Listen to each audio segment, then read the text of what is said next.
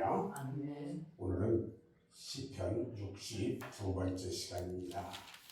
오늘 하나님 말씀은 시편 52편 1절로 9절 말씀으로 악인의 비극적 종말이라는 제목으로 함께 말씀의 은혜를 나누려고 합니다.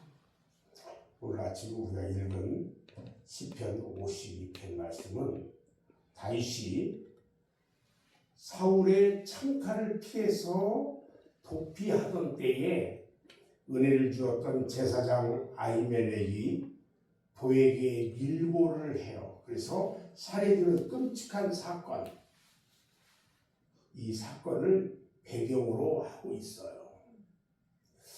이 밀고로 인해서 대제사장 아히멜렉 일가 85명이 완전히 학살됩니다. 무고한 죽음에 대한 악인의 회포, 몸서리치는 탄식이 그 배경이라고 우리가 할 수 있어요.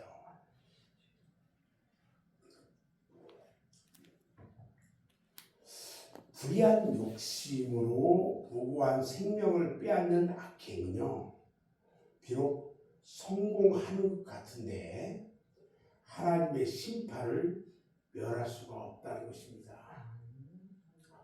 오늘 그 시편 52편 그 본문을 이 구성을 이 절별로 좀 나눠서 보면 1절부터 5절까지는요, 그 도에게 악하고 간사한 행동 그리고 그에 대한 하나님의 공의로운 심판에 대해서 이야기를 하고 있고요.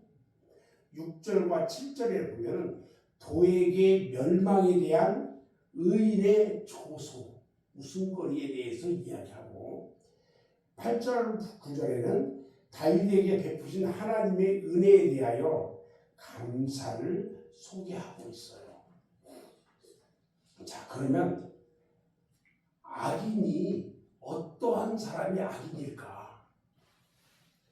1절에 보면 항상 악을 계획하고 또 그것을 자랑스럽게 여기는 사람이라고 말해요. 사울이 도에게 밀고를 받고 대제사장 아히멜렉의 일가족 85명을 모두 몰살시켜버렸어요. 그는 이것을 통해서 지체의 정적인 다윗에게 호의를 베푸는 다른 사람에게 본때를 보여주기 위한 거였어요. 그러니까 다윗도 도피 때문에 그렇다는 거예요. 이런 사울의 악한 이면에는요, 도액이라는 사악한 자의 간교한 음모가 있었다는 거예요. 그러니까 나쁜 짓을 하는 데에는 이유가 있겠지만 그것을 돕는 사람이 또 있다는 거예요. 그걸. 그래서 더 나쁜 짓을 한단 말이에요. 도액은요, 자기의 이런 악한 계획을 스스로 자랑스럽게 여겼다는 거예요. 사람은 흔히 자신이 잘하는 것을 자랑하려는 속성이 있어요. 선한 사람은 선한 것을 자랑하려고 하고요, 악한 사람은 악한 짓 하는 것을 자랑하려고 해요. 겸손해야 돼요. 공부 잘하는 사람은요, 자기의 실력을 자랑하려고 하고요, 아름다운 여인은 자신의 용모를 자랑하려고 해요.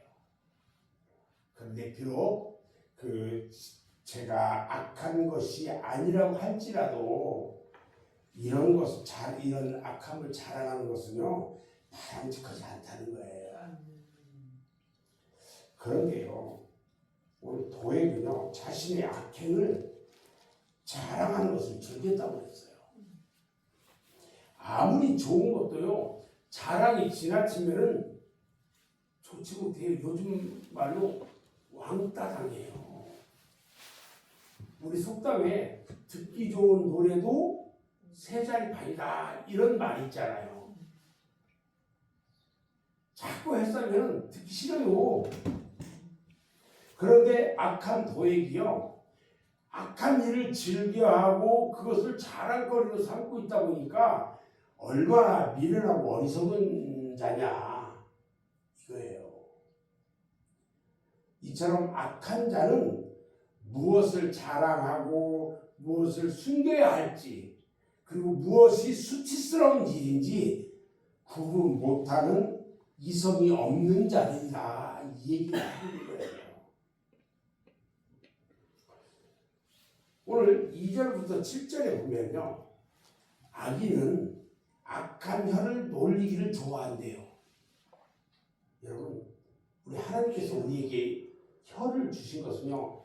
입에 이 말을 담아주신 것은요. 왜 담아주셨냐면 하나님을 찬양하고 하나님께 영광 돌리라고 우리에게 언어와 말을 주신 거예요. 그런데요. 악한 혀를 놀린다? 이건 정말 나쁜 거예요.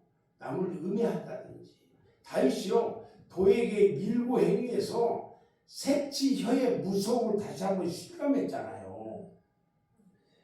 도에게 혀로 대제사장 일가 85명이 다 몰살해서 죽게 되었으니까 그 혀는요. 오늘 2절 말씀에서 지적하고 있잖아요. 날카로운 삭도와 같았다고 했어요. 그러니까 말 한마디가요. 삭도 잘 드는 칼처럼 그랬단 말이에요. 이렇게 간사하고 험담하기를 좋아하고 악을 도모하는 혀는 바로 그 자체가 생명을 뺏어가는 날카로운 비수와 같은 거다. 참으로 우리의 말 한마디가요. 죄 가운데 죽어가는 죄인의 생명을 살리기도 하고요. 무고한 생명을 가차없이 죽이기도 하는 거예요.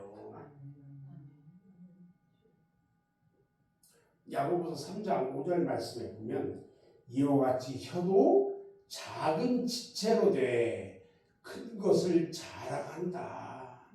보라 어떻게 작은 불이 어떻게 많은 나무를 태우는가 이런 말씀이 있어요. 작은 불씨가요. 불이 붙으면 큰 불이 일어나는 거예요. 온 산을 다 태워버리는 거예요. 사특한 자의 입은요. 그 이웃을 멸망케 한다고 했어요.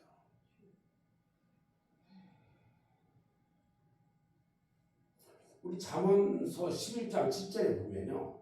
악인은 죽을 때에 그 소망이 끊어지나니 불의의 소망이 없어지느니라 그랬어요. 악인은 죽으면은 결국 불의한 그 소망이 없어진대요. 죽어야. 그리고 잠언 21장 23절에 보면 이런 말이 있어요. 입과 혀를 지키는 자는 그 영혼을 환난에서 보전한다 그랬어.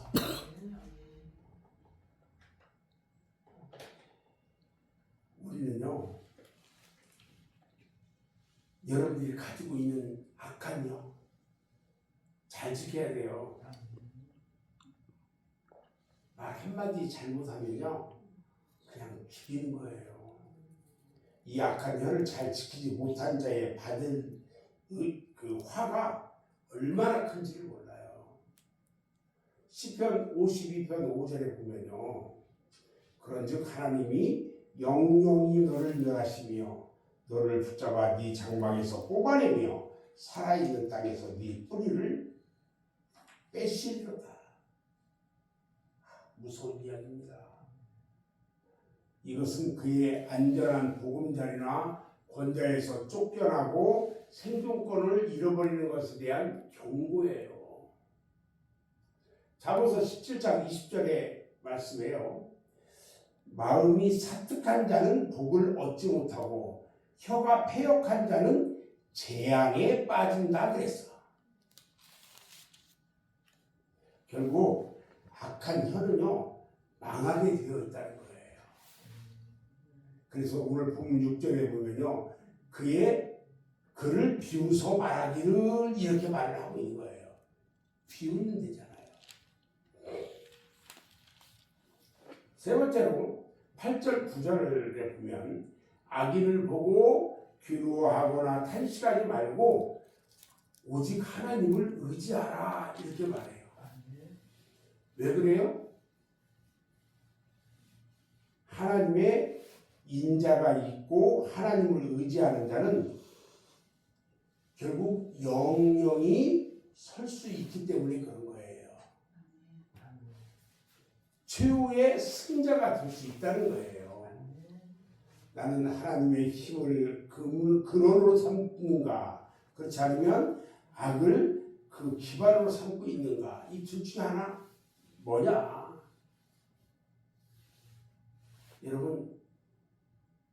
여러분들은요 하나님의 힘을 근원으로 삼는 여러분이 되길 바랍니다.